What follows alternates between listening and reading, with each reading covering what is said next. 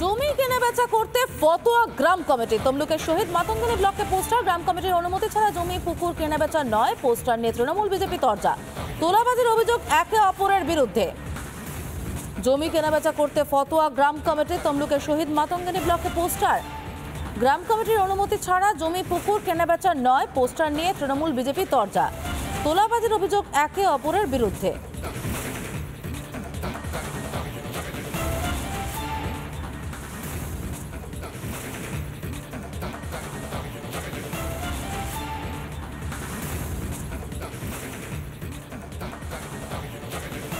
আজকে আমাদের নজরে এসে বিভিন্ন পেপারে দিয়েছে এবং জেলা থেকেও আমার কাছে পাঠিয়েছে। তো বেসিক্যালি গ্রাম কমিটি বিভিন্ন জায়গায় গ্রামের মানুষ নিজেরা করে, কিন্তু এটার কোনো আইনি স্বীকৃতি বা এদের কোনো আইনি ক্ষমতা বা কোনো কিছুই নেই।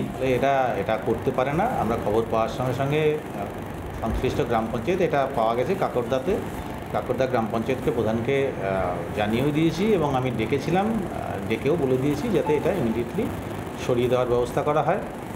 যদি সরিয়ে দিতে না পারে তাহলে আগামীকাল আমরা এটাকে সরানোর ব্যবস্থা করে দেবো, কারণ এটার কোনো আইনি বৈধতা নেই। তাদের এহেন সিদ্ধান্ত গ্রহণ করার কারণ খোঁজ করতে গিয়ে আমরা জানলাম যে ওই সংশ্লিষ্ট এলাকায় দুটো পঞ্চায়েত সদস্য রয়েছে, দুটো গ্রাম পঞ্চায়েত এলাকা। এই দুজন তারা জমি কেনাবেচার সঙ্গে যুক্ত, তারা জমি মাফিয়া হিসাবে এলাকায় পরিচিত। ফলে এতে বহু মানুষ জায়গা যেমন ভয় পেয়ে দিয়েছে, আবার বহু মানুষ জায়গা দিতে তারা অনিচ্ছুক। গ্রাম কমিটিগুলো অ্যাকচুয়ালি রাজনীতির আঙিনায় না হয়ে গ্রামীণ স্বার্থে তারা হয়ে থেকে থাকেন।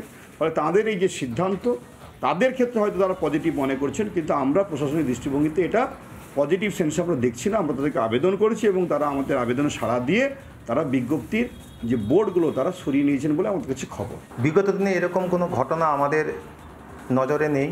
এই পঞ্চায়েত নির্বাচনের পরে ওই গ্রামে পঞ্চায়েতে বিজেপি এবং ওই গ্রামে যারা গ্রাম কমিটির পদাধিকারী তারাও বিজেপির মনোভাবাপন্ন। তো আমি মনে করি এটা গৃহীত অন্যায়। ক্রেতা বিক্রেতা তাদের পৈতৃক সম্পত্তি, তারা কাকে বিক্রি করবে সেটা তাদের নিজস্ব ব্যাপার। এবং আমি মনে করি এইটার দ্বারা তারা বোঝাতে চেয়েছে যিনি জমি কিনবেন এবং যিনি বিক্রি করবেন। হাওড়ার কদমতলা বাজারে ঠিক সামনেই এইভাবে আবর্জনা রাস্তার উপর স্তূপীকৃত হয়ে রয়েছে। রাস্তার প্রায় মাঝখান অব্দি চলে এসেছে আবর্জনা। কাকে বলবো? যারা পরিষ্কার করে তাদেরকে বলি দাদা একটু ভালো করে তুলে নিন। বলছি বড্ড গন্ধ বেরোচ্ছে, পচাটা কোথা থেকে আনছো? একটু ভেতর দিকে ডালো না, ভেতর তো ফাঁকা। বলবে তোমাদের এই ভেতরে ঢুকিয়ে দিয়ে যাবো বেশি কথা বললে। হাওড়া পৌর সংস্থার তরফ থেকে আবর্জনা আদৌ পরিষ্কার করা হয় তো?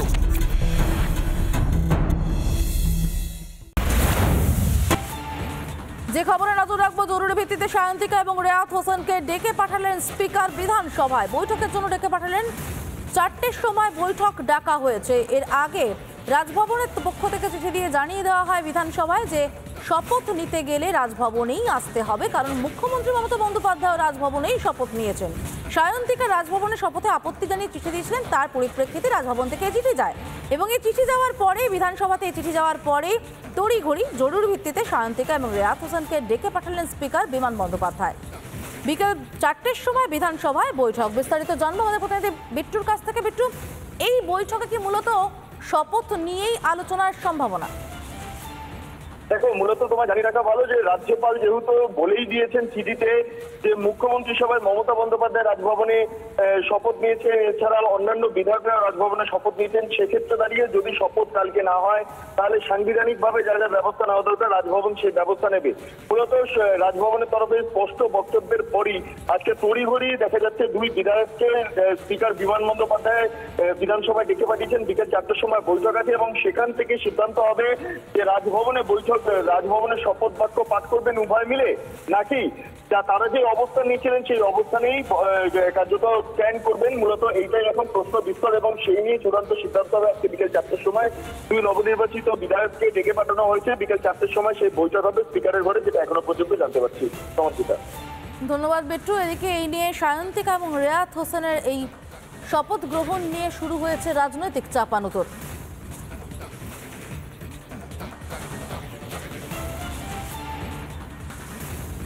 রাজ্যপাল তার সিদ্ধান্ত, সেই সিদ্ধান্ত অনুযায়ী কাজ করুক এবং বাদবাকি বিষয়, অর্থাৎ এক্ষেত্রে বিধায়করা না গেলে কি হওয়া উচিত, এক্ষেত্রে রাজ্যপাল বা রাজ্যপালের দপ্তর রাজভবন থেকে এই ব্যাপারে তার প্রতিক্রিয়া জানানো হবে।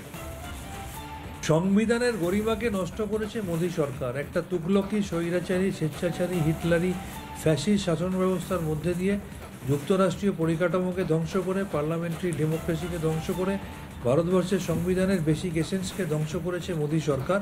তাই আজকে সংবিধানকে বাঁচানোর লড়াই ইন্ডিয়া অ্যালায়েন্স লড়ছে। অন্যদিকে পশ্চিমবঙ্গের বিধানসভায় গরিমা নষ্ট করে প্রথা বহির্ভূত হবে, বিধানসভায় নির্বাচিত বিধায়করা শপথ নেবে, এটাই এখানকার কনভেনশন। সেখানে শুধুমাত্র সরকারকে বিব্রত করার জন্যে, তৃণমূলের বিধায়কদের বিব্রত করার জন্যে রাজ্যপাল বিজেপির অঙ্গুলি হেলনে এই ধরনের অসহযোগিতার কাজ এখানে বারবার করেছে, আগেও করেছে, এখনও করছে। সেই জন্যেই আমাদের নির্বাচিত বিধায়করা জানিয়েছে যে আমরা শপথ নেব বিধানসভা।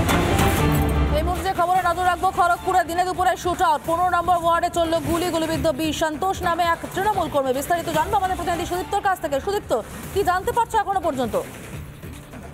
দেখো, যেরকম জানা যাচ্ছে যে কিছুক্ষণ আগেই খড়গপুর শহরের 15 নম্বর ওয়ার্ডের যে নিউ সেটেলমেন্ট এলাকা, সেখানে তৃণমূল পার্টি অফিসের পাশে বসে কিন্তু কথা বলছিলেন বি সন্তোষ কুমার, এবং সেই সময় কিন্তু 3 জন দুষ্কৃতী মোটরসাইকেলে করে মুখ ঢেকে আসে এবং সেই সময় পাহাড় করে বলে জানা যাচ্ছে। এবং ঘটনাস্থল থেকে কিন্তু গুলির খোল উদ্ধার হয়েছে এবং আহত তৃণমূল কর্মীর কোমরের নিচে গুলি লেগেছে, এমনটাই কিন্তু জানা যাচ্ছে। তাকে ইতিমধ্যেই খড়গপুর সুভাষিতালী হাসপাতাল থেকে মেদিনীপুর মেডিকেল কলেজের উদ্দেশ্যে স্থানান্তরিত করা হয়েছে। সেখানেই তাকে নিয়ে আসা হচ্ছে। তার অবস্থা আশঙ্কাজনক, এমনটাই কিন্তু খবর পাওয়া যাচ্ছে। ঘটনাস্থলে ইতিমধ্যেই বিশাল পুলিশ বাহিনী পৌঁছেছে।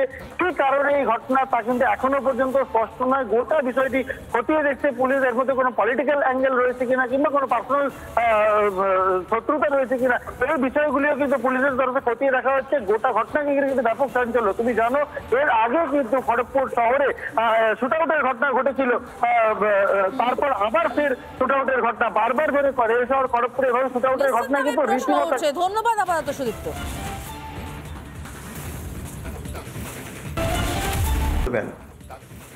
হাওড়ার কদমতলা বাজারে ঠিক সামনেই এইভাবে আবর্জনা রাস্তার উপর স্তূপীকৃত হয়ে রয়েছে। রাস্তার প্রায় মাঝ খান অব্দি চলে এসেছে আবর্জনা। কাকে বলবো? যারা পরিষ্কার করে তাদেরকে বলি, দাদা একটু ভালো করে তুলে নিন। বলছি বড্ড গন্ধ বেরোচ্ছে, পচাটা কোথা থেকে আনছো? একটু ভেতর দিকে ডালো না, ভেতর তো ফাঁকা।